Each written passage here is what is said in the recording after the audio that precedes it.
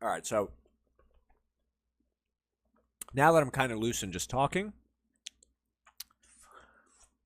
I guess I could get into what I want from this podcast, or I guess the vision for this podcast. Um,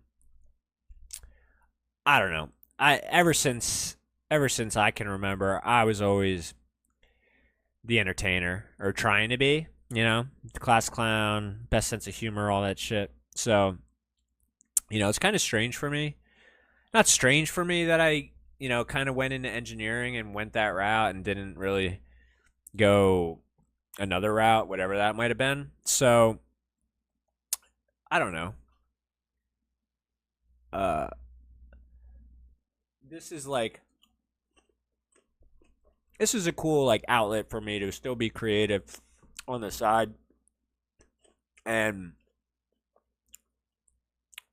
just talk and talk to people, which I've always enjoyed. So um, I mean, like I'm an alcoholic, so if this if my podcast ever gets popular or whatever, or even if it doesn't, even if I get a few people or whatever, um, that'll be something that'll probably that's going to be not a major aspect of this podcast, but I definitely want to try and be an advocate, for for recovering, alcoholics and whoever struggles with substance abuse or whatever, because alcohol for me was hell on earth. And you don't even, well, I can't speak for everybody, but for me, you don't even kind of realize that it's happening. It's just it was it felt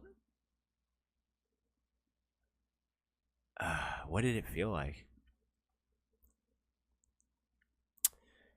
So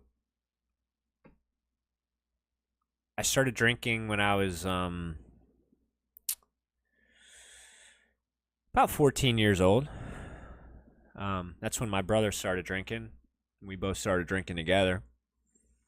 And we'd steal the shit from the liquor cabinet in the house, and we'd replace the bottles with water or whatever, And that went on for quite a while until my dad finally caught on. He's like, "Are you guys putting fucking water in my vodka?" No.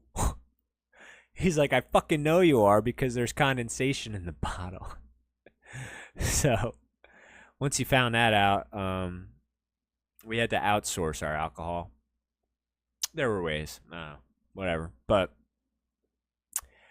I'm not trying to celebrate. Actually, there's nothing to celebrate, really. Those were horrible, horrible times. Years and years and years and years and years of abuse to my body. Alcohol. I mean, it's. I consider it poison. It's freaking poison. If you. I mean, all right. Everyone knows what alcohol is, but for a person like me, um, I was gonna say it's hard to explain, but it's not hard to explain. It's much harder to understand.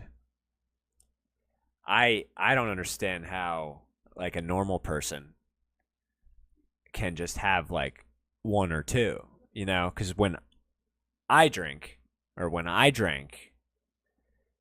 yeah, I can't even say when I drink anymore. I haven't had a drink since October 18th of 2018. And let me just think about that for a second.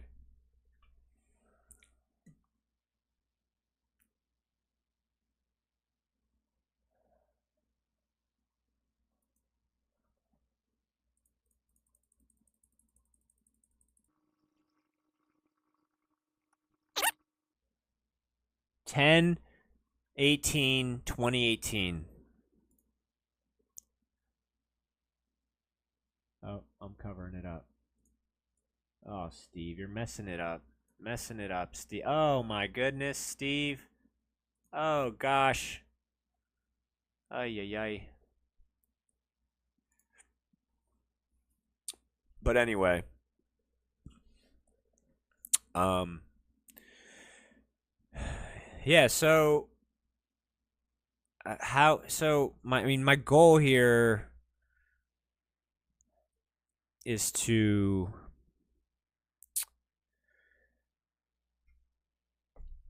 well, just talk about it, right? It's a small talk. So we're going to talk about things, and alcoholism will definitely be part of it because I'm, some might say, an expert in it, and I know what it's like to feel completely helpless and get through it. So, I mean, I feel like there's still a lot of negative stigma. Maybe the word negative, maybe the negative connotation is built into the word stigma, but I feel like, you know, when someone hears that, oh, so and so person's an alcoholic, like immediately you're going to judge that person. Probably. Okay. I mean, you could say you're not, but inside you're going to probably, I mean, you're going to, okay? So whether you not you want to admit it, that's fine, but you could lie to me, just don't lie to yourself. But when you hear somebody's an alcoholic, you're going to have preconceived notions. I mean, I'm just going for it on that one. Sounds good. Um, but because I remember I did it, and I think I did it.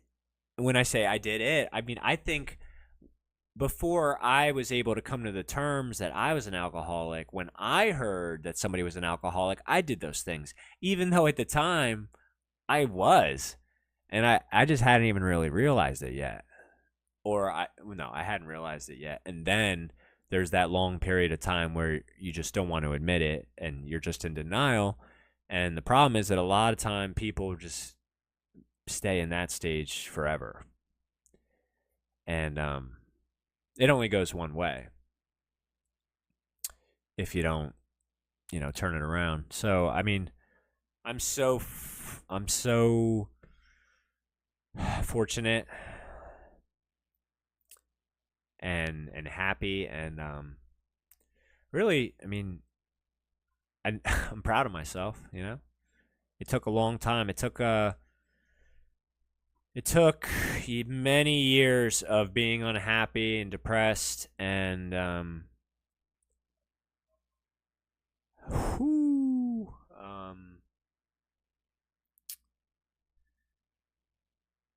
misery, and sneaking around and lying, and I mean, fortunately for me, I bet a lot of you thought the next word or next few word would be stealing, but that that's the thing, and that's kind of, for me, that's a reason why. Well, not a reason. Okay, a reason. That's part of why it took me so long to actually probably get help and really decide that this is something I needed to do and wanted to do in my life, because for so long, for what did I say, 2018, I got my job in 2012. So, for 5-6 years there, or at least, the first 3 or 4, I mean, things were pretty good. I had a job out of college. I'm young, partying it up. Things are cool. I don't really see any problems. And then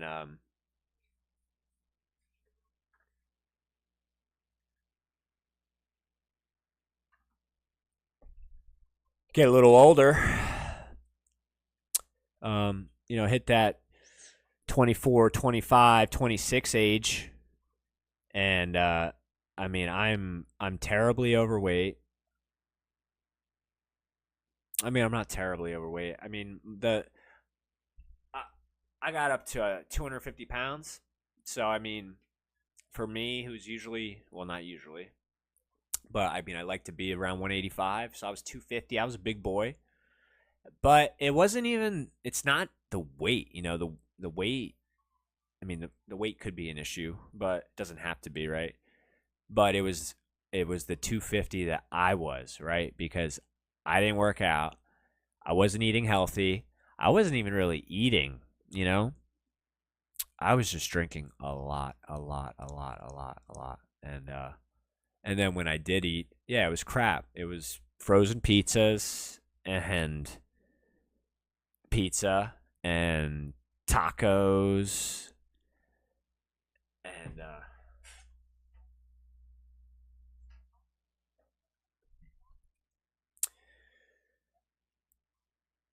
it went on this way for years. I mean, so I started when I was 14, and it immediately was hard liquor. Um, I never really had a beer stage. I thought beer was gross, so like the liquor cabinet had everything you could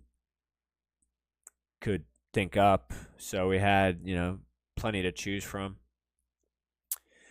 So straight to the hard stuff, and then it didn't take long. Maybe like a year later, you know,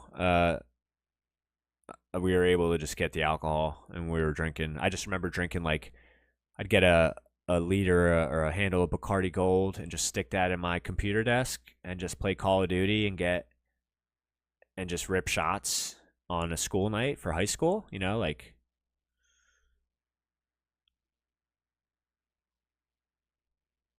yeah, sophomore, junior year, senior year,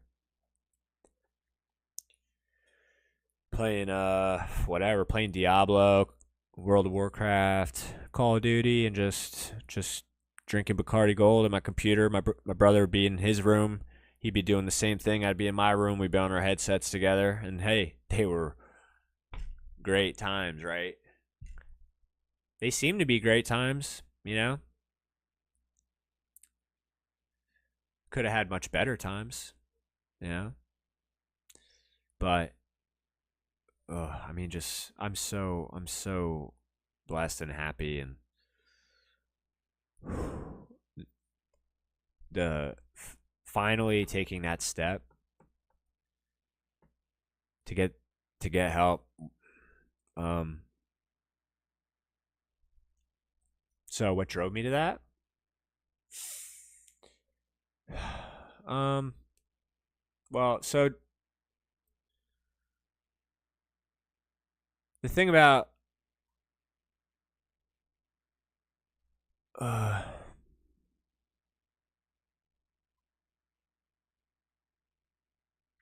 well, I don't think it was one thing. It was a few, probably a combination of a few things here. So you know, so I got so 10, 18, 18. I got out of a relationship in 2018. Probably I'm gonna screw this up. I don't know. Probably in the beginning of the year, April-ish or something. And then it was a long one. 4 years. And during this relationship, my drinking was at its worst for sure. And this person I was with, I can't imagine just all the horrible freaking nights, wondering if I'm gonna wake up, wondering if I'm alive, checking to see if I'm breathing by putting a finger or something under my nose. I mean, when you drink the way I drank, every night you're on the verge of death. That's just the way it is. I mean, when I was at the height of my drinking, I was drinking a liter of vodka a day, and then anywhere between 2 to 6 beers, because I'd get my liter of vodka, and I'd get 3 tall boy cans of like Bud Ice, and of course I'd get Bud Ice, right, because it's stronger than the other shit. It's a stronger beer, so I'm like, I gotta get that. And this is the way you think. You don't get, when you're an alcoholic, or at least me, you don't you don't get really what you want. You get what you need, and when you need a lot of it, usually you get the cheap shit, and you gotta get the strong stuff. Otherwise, you're gonna go broke. I mean, I know it's terrible. It's absolutely terrible. But anyway, yeah, it was a liter of vodka and 2 to 6 beers. I get the tall boys, and the reason I buy a liter and not a handle is because I couldn't trust myself that I wouldn't drink myself to death. I had to buy I had to buy enough to where or I had to buy it enough to where I knew I wouldn't die basically if I drank it all because once you black out, you don't know what's going to happen, right? I mean, it was it was rare if I'd wake up in the morning or the next day or whatever and there would be some vodka left in that bottle. So it was always gone. And actually, excuse me. Actually,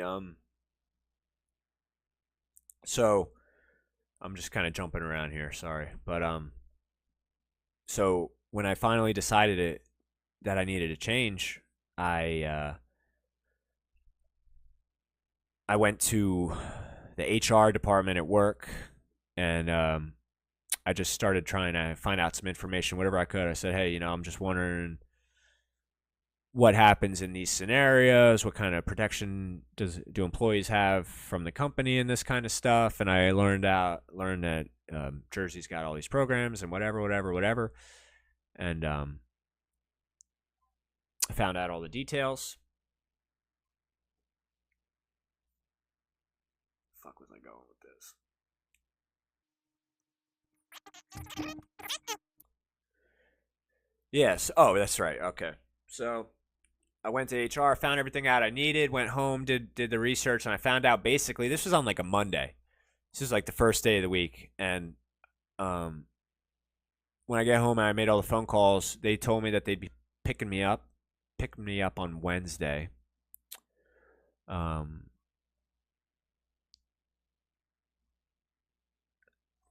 they'd pick me up Wednesday and bring me to the rehab center. So the rehab center I went to was Recovery Center of America in PA, Devon, PA. Um, nice place, really nice place. But um, yeah, so they're like, all right, we'll pick you up Wednesday morning and you'll start your 30-day treatment or whatever. I'm like, okay, perfect, right? So that's Monday night. I figure that out. Tuesday, I go back to work, and now I got to tell my boss and everything that I'm gonna be out of work for a while. And I go in there, and I just go to my boss's office. I'm like, hey man, I got to talk to you. And he's like, what's going on? I said, dude, I'm going into a rehab, and he's like, okay, and I kind of just started. I was like, I'm sure you could kind of tell that I'm not okay, like just the way I look. I mean, I'm overweight, I'm sweating a lot. The withdrawal, I don't know. So, if you don't know what withdrawal is, good for you. Um Withdrawal basically is once your body becomes accustomed to getting something, um, it keeps wanting it. So when you're an alcoholic and you drink daily, daily, your body expects it, and then when you cut it off, you experience what's called withdrawal symptoms, and they can be very small to incredibly well. You could die from them actually. Yeah, you can die from alcohol withdrawal. You can have seizures and just end up dead if you someone in shape who was in shape like me with drinking that much for that long every day, it would be I believe it would have been impossible for me to stop cold turkey. I don't want to say without dying, but I'm sure I probably would have had a seizure because I remember the day I was in the office to go talk to HR. I remember walking down the hallway and my withdrawal was so bad. I never drank at work. And that's the truth. Never drank at work, never drank before work. So I had withdrawal in the office. That's how bad it was. It would hit me that quick, the withdrawal. And I just remember walking there and like my vision is starting to go just like my vision is going. I'm like, what the fuck? And I'm like rubbing, rubbing my arm along the wall as I walk, just so I kind of have presence of where I am. This is just from not drinking. This is the way that my body was responding at the time. Not to mention constant cold sweats. Okay, I mean, it's February. I'm in a t-shirt and I'm sweating. Okay, it's it's awful. Withdrawal symptoms are big time bogey, and I don't miss them for a second. Anyway, kind of got off topic there with the withdrawal symptoms, but I mean it's important to know because that's one of the things that makes quitting anything so hard. And I'm going to use alcohol because I'm familiar with it and that's what I've had to overcome. So I feel like I can talk about it. I feel like substance abuse issues are very similar in a lot of ways, but I'm not going to speak to those because I don't understand it and I don't want to talk out of line. So I'll talk about alcohol, but I know a lot of the withdrawal symptoms and a lot of the whatevers and ins and outs of alcoholism related to other kind of substance issues. So we can all relate. And that was something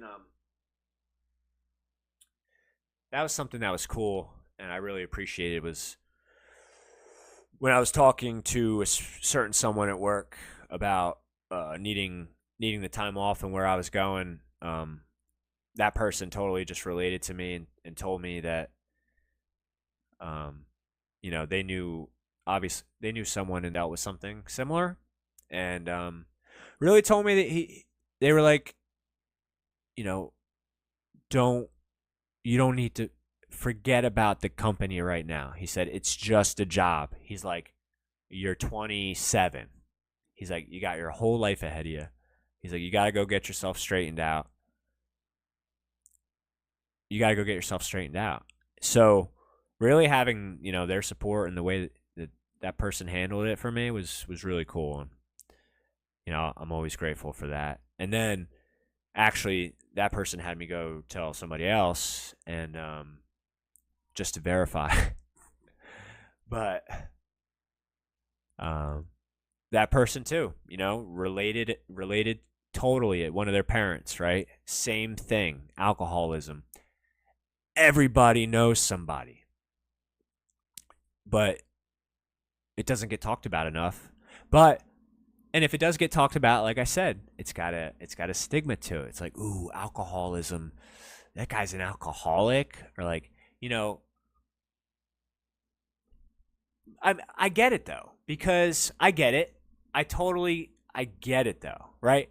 When I was an alcoholic, or no, I'm still an alcoholic, but when I drank, right? And yes, once you're an alcoholic, you're always an alcoholic, or I'm an alcoholic. Because if I had one, I'd be off to the races. If I had one beer, I'd have 1,000,000. So it's over for me. And I love that. I'm so cool with that. I feel better than I ever have. Especially as I'm getting older too. And now I'm starting to see people in my life, like friends of mine that, still drinking stuff, which listen, I have nothing against drinking, okay? I have something against me drinking, because it fucked me. And I mean, it caused a lot of pain in my life. Okay, so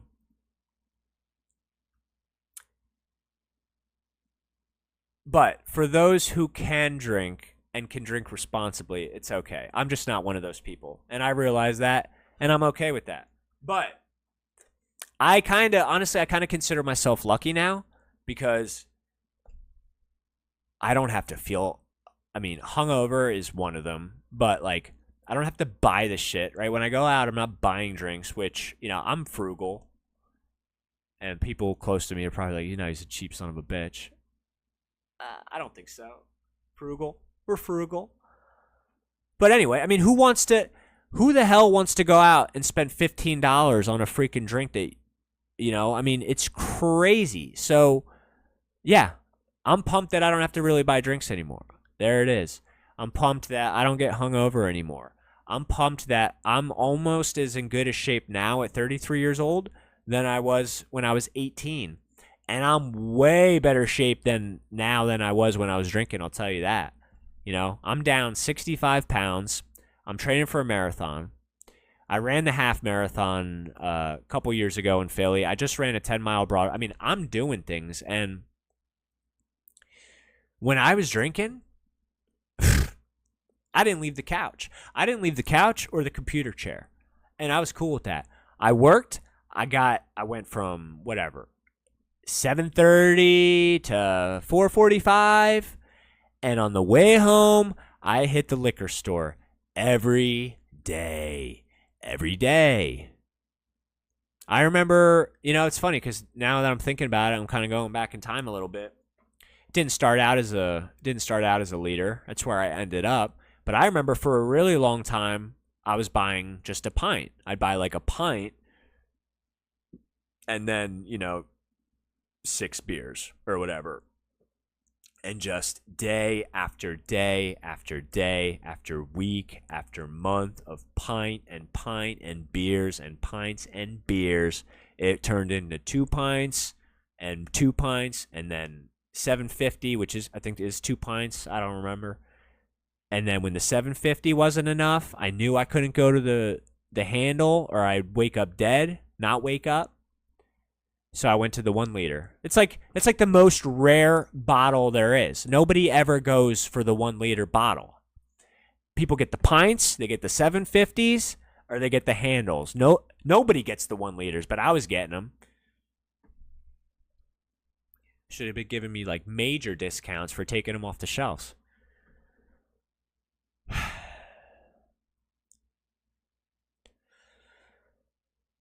But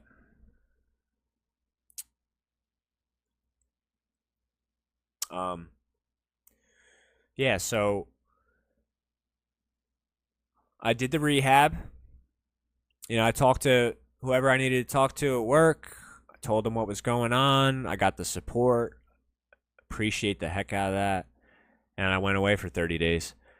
And I remember when I came back, when I got out 30 days later, some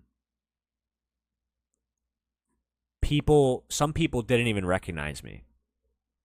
The person I was with at the time, she had a couple young kids. And I remember the one boy looked at her and said, "Is that Steve?" He didn't recognize me. And this dude was like 7. So I probably got that age wrong. Was it 6 years ago? 6 years ago. Yeah, he's probably like 6. Maybe 5. Anyway. Didn't recognize me because you know what I did? When I was in rehab, I was in the gym twice a day. At least twice a day. And not only that, I was eating well. So in rehab, this is something you might not know about rehab. So in rehab, you have all sorts of people, right? You got your alcoholics, and you got your people into heroin, and you got your speed freaks, and you got your cocaine users, and you got your pill popper, everything. You got everybody. So I would say the majority of people when they go in there, or at least from what I saw, most of these dudes were skinny because either the drugs make them skinny or they spend all their money on the drugs and don't eat or whatever. But everybody's skinny. So this rehab, obviously, they were serving dessert with every meal. Breakfast, eggs, pancakes, bacon, and cheesecake and ice cream. They were like, just lunch, salad, grilled chicken sandwich, burgers, vanilla ice cream, chocolate, pudding. And they just kept stacking it, right? And everybody was loading up on this shit except for me. I was making the salads. I was eating the bullshit. I went into rehab at like 215 pounds. By the way, I was 250. I'll get to that. There was a period from my heaviest. Just because it was my heaviest doesn't mean it was my worst point of my drinking. I was up to 250. Then I lost 35 pounds basically just eating rotisserie chicken and drinking. Just drinking and rotisserie chicken is about what I did. I don't remember exactly, but I probably did that for about 6 months. And I think I got down from like it was probably 8 months a year. Got down from like 250 to 215. And then that's what I went into rehab at, like about 215. So I'm in there. I'm eating all the good stuff. I'm working out twice a day. I leave rehab. I'm like a 190. So I lose, 25 pounds. I'm feeling good. I'm working out. I'm like, oh, man, this is sweet. I almost look like I used to look in high school for football and shit, right? I was like, this could be good. So when I get out, I'm feeling sweet. Of course, I was scared. I've been drinking. Like I said, I started when I was 14. I didn't decide to go to rehab until I was 27. I was actually in rehab for my 28th birthday. So I was there from 10/18/18 to like November 18/18. Got home for Thanksgiving, which was cool. But yeah, I was in there for my 28th birthday. And I wouldn't have it any other way. Actually, thinking back at it, rehab was actually kind of a good time. Yeah, now that I think about it. I haven't thought about rehab in a while. And I don't think about how much my life has changed since I got sober enough. I really don't think about it.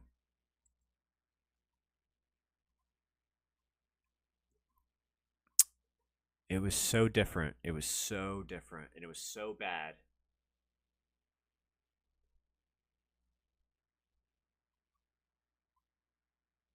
So, like I said, I don't know exactly where this podcast thing is going to go. I mean, I could talk about recovery and alcoholism all day. I would love to help people if I could help people, and that would just be great.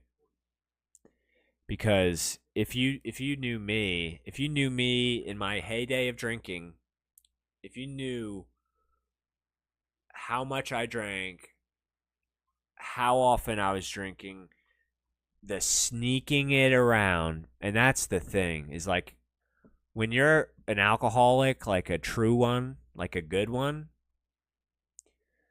you're like a magician.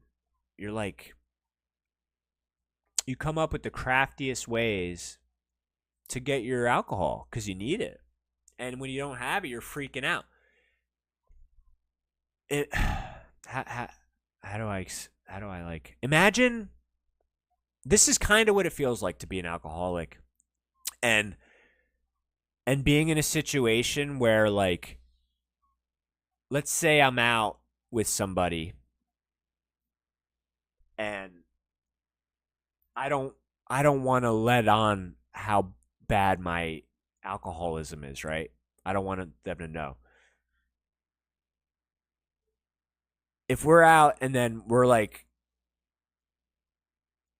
how how do I put this? All right, liquor stores in Jersey, right? So for those of you who don't know, in New Jersey, I don't know what other states. I think there's a couple, but in New Jersey, we have designated liquor stores. Okay, so you don't like go to your grocery. You don't go to your Kroger or your Publix or your whatever and get your liquor. You have to go to a small liquor store, which every time you walk into, you think there's going to be somebody held at gunpoint or a robbery, or somebody's buying $1,000 worth of lottery tickets, and you're just trying to get your quick bottle of booze and get out of there. But so in Jersey, you got to go to these things, right? The fuck was I going with this now? Oh my gosh. Liquor stores. In Jersey, you got to go to liquor stores. Everywhere else, blah, blah, blah, blah, blah. Shit! Liquor stores. Damn. Totally derailed.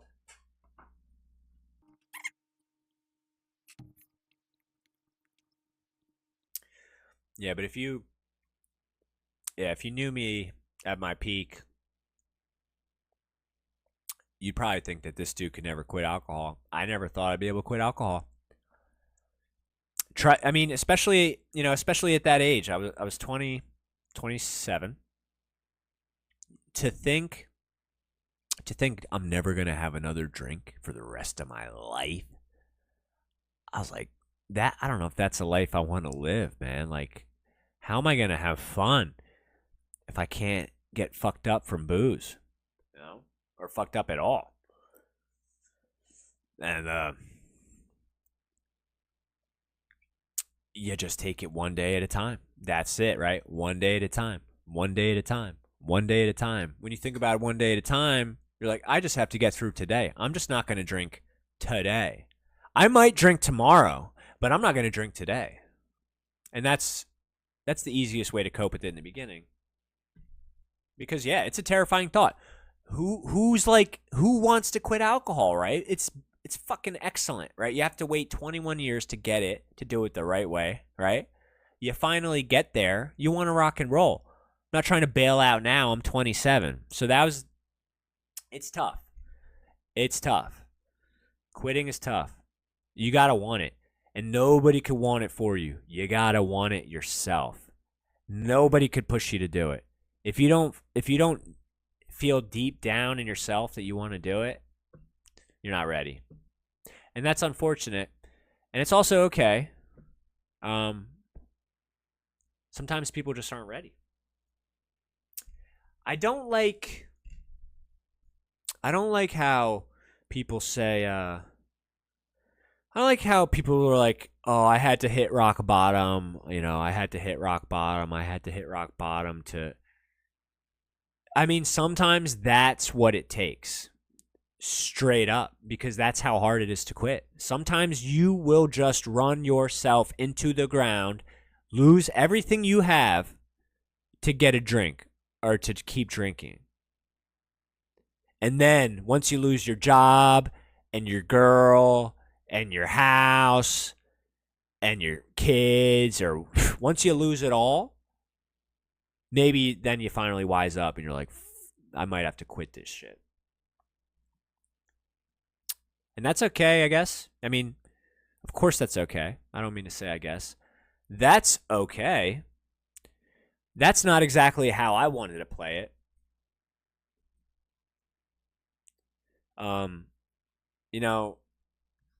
When I decided to quit, I'm not going to say things were great for me. I mean, my health was pretty bad. My blood pressure was through the roof. I remember I would feel this is crazy.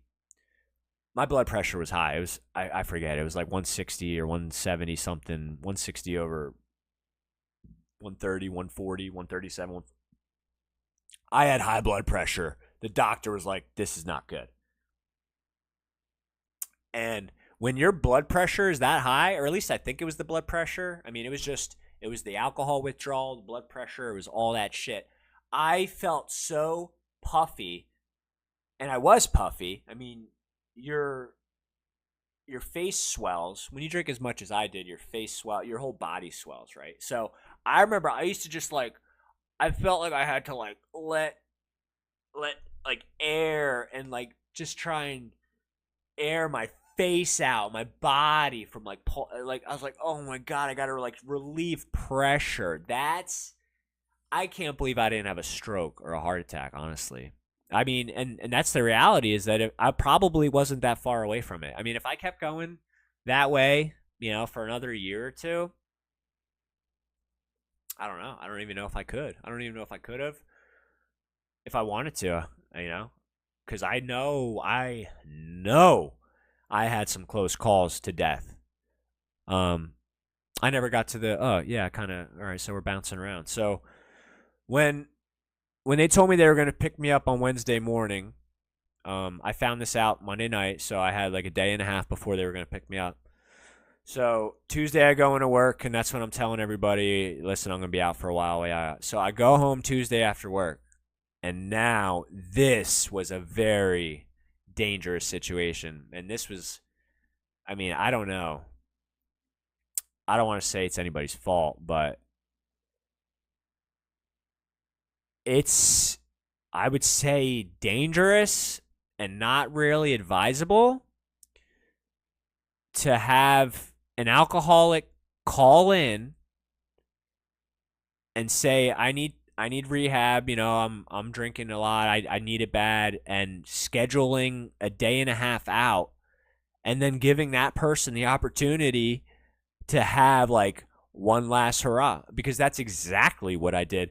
When I got home from work Tuesday, I started kind of packing a bag or whatever. I was getting ready for rehab, but I stopped at the liquor store on the way home. And you know what? I didn't buy a liter. I bought a handle and some beers. So I get home Tuesday because I know I'm off tomorrow, right? So I'm like, fuck it, I'm getting more alcohol. Fuck the liter, I'm getting the handle. I don't have to make it to work tomorrow. This is it's madness. So I get the handle. I go home, I start packing a bag, whatever. I really don't remember much of that day at all.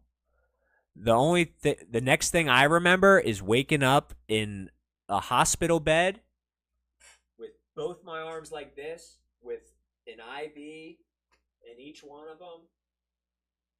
And I wake up and I'm like, I look down at my arms and I'm like, and I look around at the room and I'm like, there's two nurses in the room. I was like, is this the rehab? And they're like, no, you never made it to the rehab. They're like, this is the hospital. I was like, oh, okay, well, I'm like, that makes sense. Cool. So then they're like, we'll go get the doctor or whatever. So they get the doctor, and she starts asking me questions. Do you know where you are? I'm like, no. Do you know what happened? I'm like, no. Then she starts explaining to me. She's like, so the van came to pick you up to bring you to the rehab. The driver noticed how bombed you were and made the judgment call to bring you to the hospital instead of the rehab center. I'm like, okay, well, that makes sense. That sounds cool. They were like, you're gonna, you need fluids. So we got you tapped. We got you double tapped. They had me in both veins. And they were giving me fluids, and they were like, I don't know, we'll keep you here, I forget, 8-10 hours, and then we'll transfer you, we'll release you and transfer you over to the rehab center. I'm like, okay. And the crazy part about that, well, not I mean, there's plenty of crazy parts about that, but they ended up they gave me my my paperwork, and my my blood alcohol content when I went in that night was a 0.49. I got the paperwork. And so the legal limit to drive is 0.08. Um, most people, like 3 times that, maybe 0.24,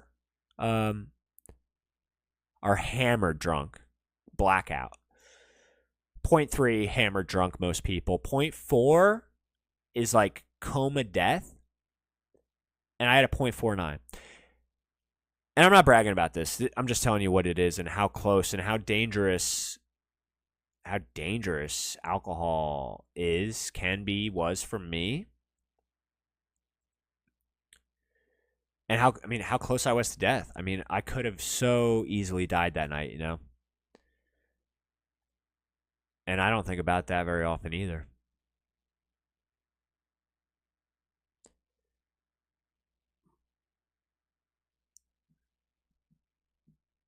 So,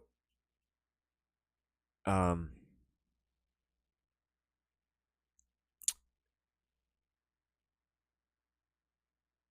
so they, so the crazy thing, yeah, so the crazy thing about this is, so now I'm sitting in the hospital and I'm kind of coming back to life or whatever. And I call my buddy and I start talking to him. I'm like, yo, man, I'm in the hospital. He's like, I know. He's like, yeah, we talked last night. I'm like, we talked last night? And he's like, yeah, you don't remember that? I was like, what do you mean I don't remember that? I was like, dude, didn't I sound fucking hammered? He's like, you sounded drunk, but like not too bad. So I roll into this hospital, I don't know, I get rescued into this hospital with a 0.49, call my buddy, and he says that I don't even sound that drunk. Like, was able to pretty much have a conversation. That's how high my tolerance was. That's how often I drank, was that I could be that high, have that high of a level, and basically have a conversation.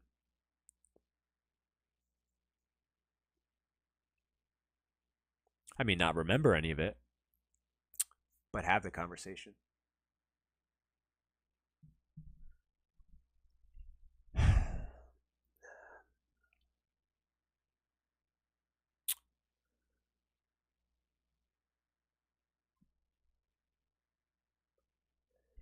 So,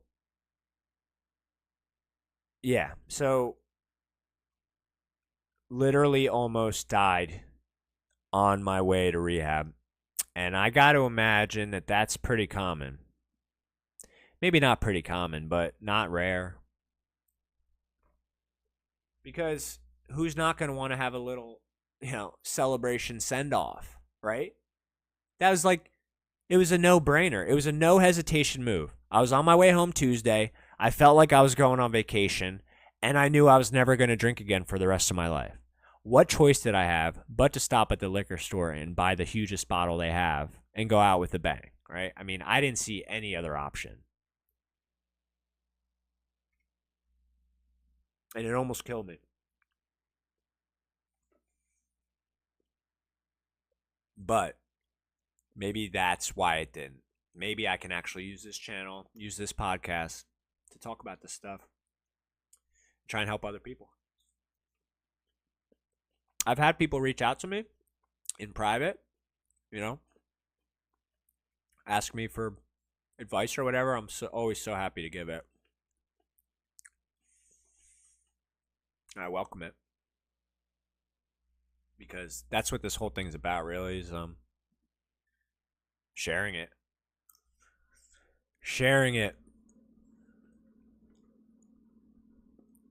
And I get it. I totally get it.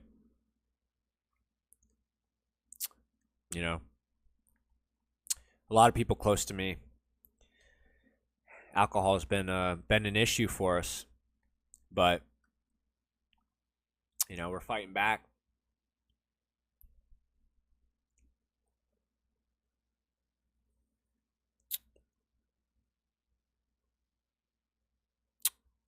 So what else can I talk about? So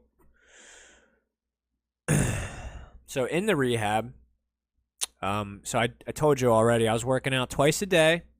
I was eating good. We're doing everything we need to do. I was actually journaling in there, and I liked it. See, this is something with me. I do this all the time. I'll do something. I'm like, man, I like that. And then I just won't, I'll just like stop doing it. I'm like, man, I really like reading this book. I'll get like 40 pages into this book. I'm like, man, I like this book. And then it'll go down and it'll never come back up.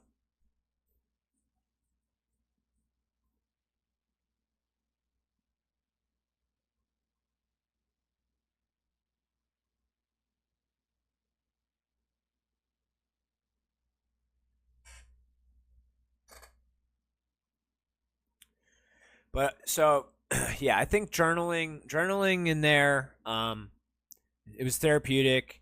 I was writing. I brought a notebook to every class, not class. I mean, they're more like just meetings. So every day was structured almost like high school, but instead of geometry and history and chemistry, you'd go to like whatever substance abuse 101, and then they'd mix some other shit in there. They might have like a nutrition class or whatever.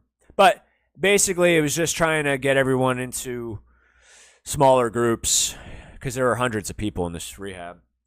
Groups to 20 to 30 people, and just talk about it. Talk about the monkey on your back. And really just whatever you want to talk about, whatever you need to get out. Rehab is crazy.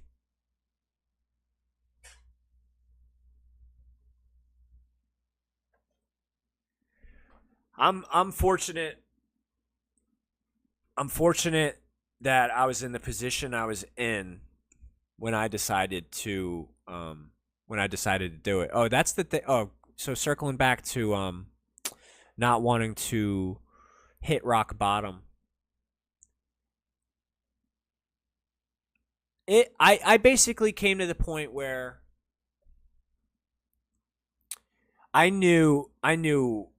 finally realized that alcohol was pretty much killing me, and it was going to ruin my life. Like I was going to lose my job or just not wake up one day. So, um,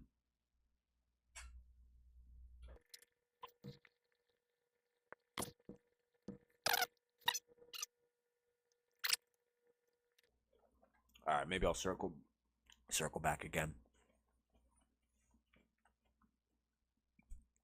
That's one thing that sucks is all those years of blacking out. That's I feel like the normal people, non-alcoholic people, I feel like if you ask someone like that, how many times have you blacked out in your life? I don't know. I think most people have done. Honestly, I don't know. I'm very curious. I should probably check this out. But when I've asked people, "Hey, have you ever blacked out?" Like, "Oh yeah, maybe a handful of times." A handful of times.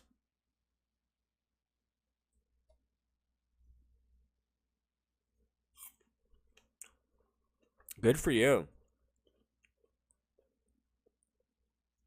I mean, it was every time. It was every time.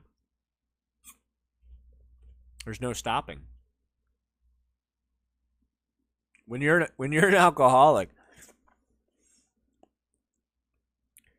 you're not even thinking about the drink in your hand. You're thinking about the one that you need after the one in your hand. Oh, that's going back to the whole liquor store thing. So, yeah, so we have liquor stores here in New Jersey, and they usually close at like 10 o'clock. So, if I was ever out, and I knew I was short on alcohol, like, so let's say I'm out, on a date or whatever, and it's like 9:15 and we're maybe wrapping things up soon. All I'm thinking about, if I don't have enough booze at home, all I'm thinking is it's almost fucking 10 o'clock. Liquor stores are closing. I got to get to a fucking liquor store. It's almost 10 o'clock. How am I going to get to a liquor store? How am I going to get to a liquor store before 10 o'clock without seeming so desperate or whatever. I mean, if the person, it's easy when the person doesn't know you. So this doesn't work so much for a date situation, because on a date, like, at least with somebody new, right? Because with somebody new, two adults, it's not strange for somebody to stop at the liquor store and get drinks, right? Because it's two adults just getting drinks to go home, and there's no problem there. But when you have a drinking problem and you're with someone and they know you have a drinking problem and they don't want you to stop at the liquor store because they don't want you to get fucked up when you get home, that's when it's an issue. So it was more so of me, because I was in relationships a lot, and I don't know if, I don't even want to try and go into the psychology of that or whatever, but I was drinking a lot, and I had to hide it from these people a lot. And eventually, like, you can hide it, but they know, your personality changes. They know immediately. I remember I used to think I'd be so slick. I'd sneak off to the bathroom and I'd have a pint hidden up on top of the cabinet that, she's too short to see. So, boom, perfect spot. I'm going to take a piss. Reach up there. No hands. Check me out. Still peeing. Put it back up there. Finish my piss, and I'm back in the living room. And we'll be watching like Family Feud or something. And 10 minutes later, my personality changes. My voice changes. I start talking differently. She's like, did you drink? How did you drink? I'm like, no, I didn't drink. And then I get all defensive, right? I'm like, no, I didn't drink. I swear. Damn well know I drank. And damn well know that in 20 minutes, I'm going to take another piss and I'm going to do it again.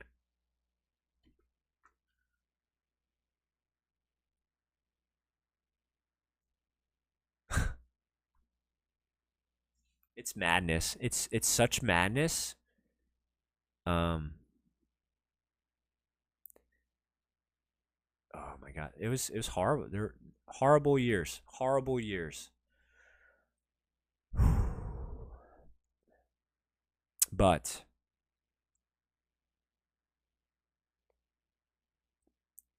this October 18th, 2024, I'll have 6 years. And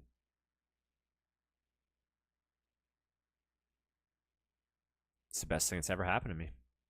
Hands down. Deciding to go to rehab and stop drinking, best decision I've ever made in my life. Hands down. It would be really cool. It would be really cool to be able to help people, or inspire people, or both. You can inspire by helping. You can help by inspiring.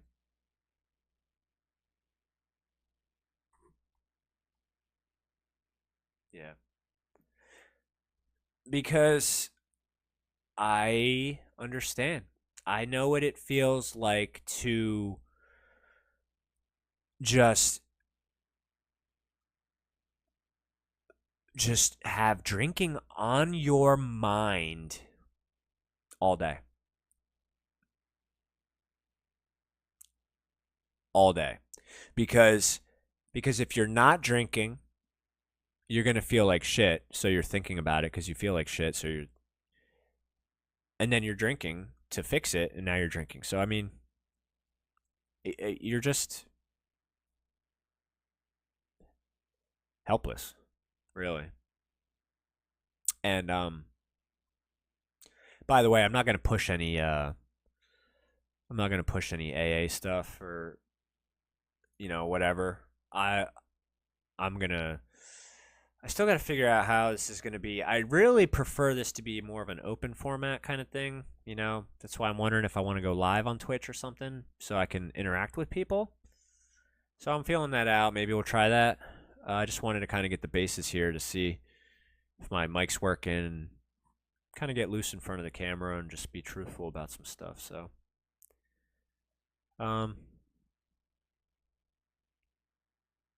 well, anyway, if you're still here, I appreciate you checking out Small Talk with Steve Allen, and I hope you tune in next week. Thanks.